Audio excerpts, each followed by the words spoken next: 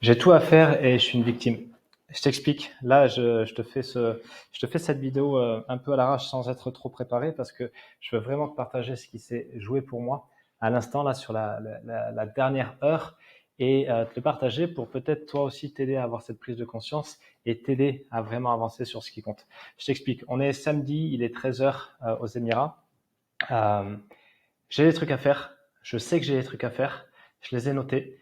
Je veux idéalement les finir avant cette fin de semaine. Et je sais surtout que c'est important pour mon activité.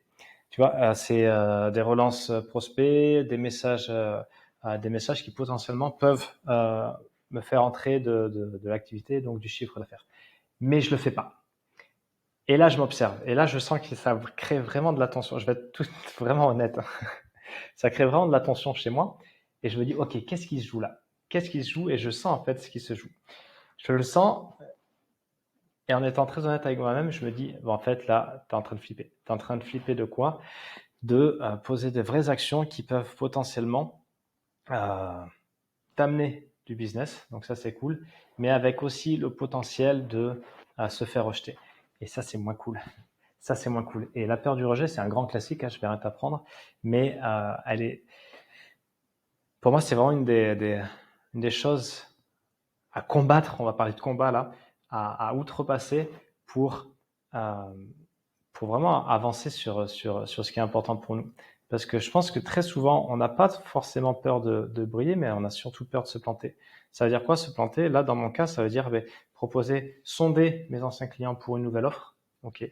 Et si personne réagit, ben en fait, ça peut me renvoyer à ma propre insécurité.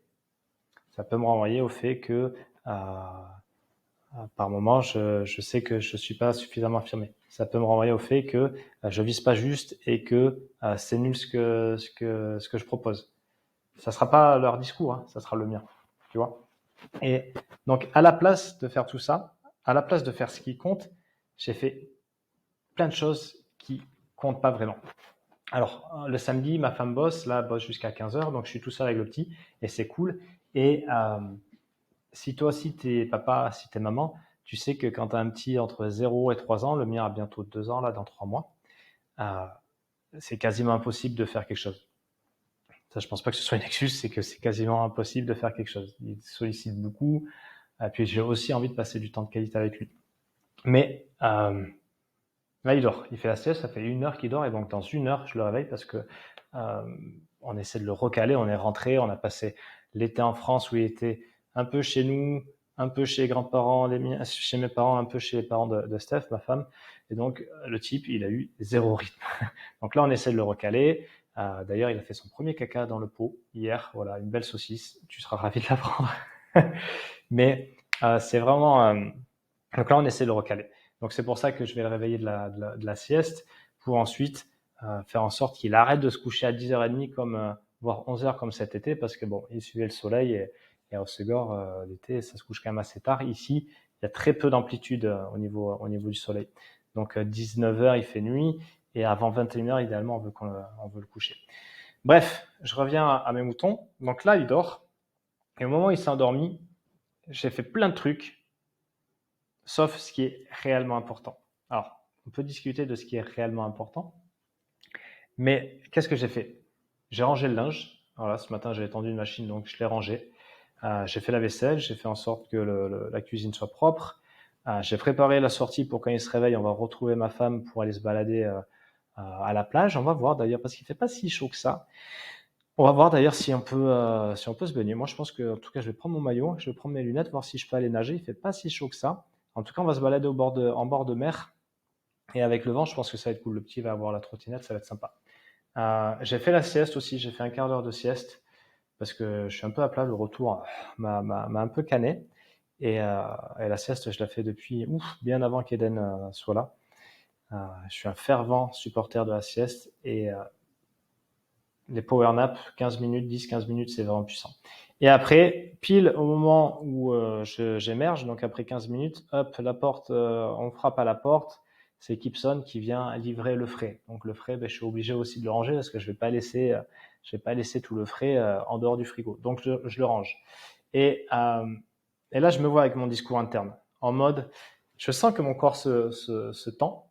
Je sens que putain, mec, tu fais pas ce qu'il faut là. Arrête de déconner, vas-y. Et en même temps, je me vois aussi avoir le discours que j'ai pu avoir très souvent avant, sans m'en rendre compte, et que j'ai mis à jour cet hiver en me faisant accompagner par celle qui m'avait formé au coaching sur une problématique bien précise, et c'est ça qui est sorti. Je me vois avec le discours de ouais, mais j'ai pas pu. Je me vois même accuser ma femme de ouais, mais attends, tu fais que bosser, parce que là, elle a eu une semaine très très chargée. C'est cool, ça amène du business. Mais bon, c'est du temps que forcément elle n'a pas à la maison. J'avais tout à faire, donc c'est pas ma faute, donc je suis victime, et donc je retombe dans mon mode de victime. Tu vois? Et c'est là où en fait c'est hyper vicieux, parce que maintenant je sais le détecter, et je sais mettre les warnings, c'est déjà bien. C'est déjà bien. Et finalement, je m'y mets. Tu vois? Donc là, bon, ce live, ce contenu, cette vidéo, je l'avais pas prévu. Je l'ai fait en spontané parce que je sentais que c'était important pour moi de la partager, et je vais te la partager là prochainement. Mais voilà voilà ce qui se joue.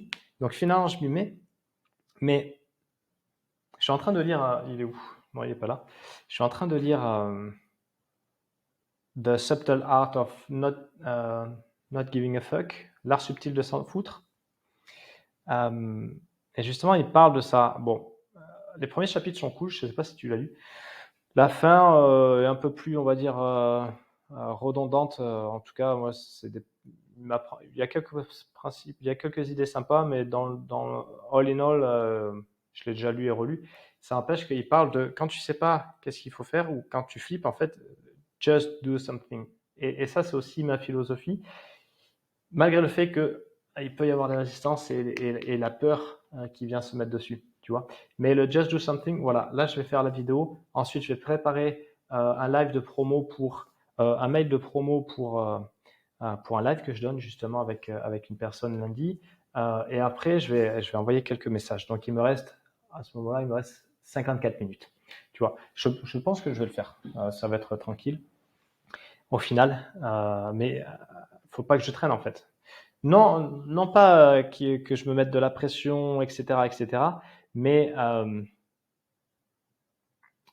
abandonner, comme on dit chez nous, abandonner à un moment donné. À un moment donné, you gotta do what you gotta do, tu vois. À un moment donné, il y a des trucs, tu les fais quoi. Donc voilà, je voulais te partager ça. C'est quand même intéressant de s'observer. S'observer, c'est une chose.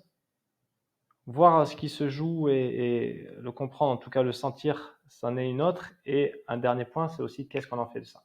Ok, c'est cool. Ça, ben, factuellement, ça se passe comme ça. Qu'est-ce qu'on en fait de ça, et comment, où est-ce qu'on va avec ça? Voilà. Donc moi, sur ce moment-là, j'ai pris ma décision. Je voulais te faire partager ça. Je ne sais pas si ça va te parler. Tu me dis. Et en tout cas, bon courage à toi pour les actions que tu as posées. Si tu as des questions, viens me les poser. Vraiment, si je peux t'aider sur quoi que ce soit, je pourrais répondre en vidéo, ou à travers un des guides de mon groupe Facebook, etc. Mais voilà, avance un pas après l'autre vers ce qui est important pour toi.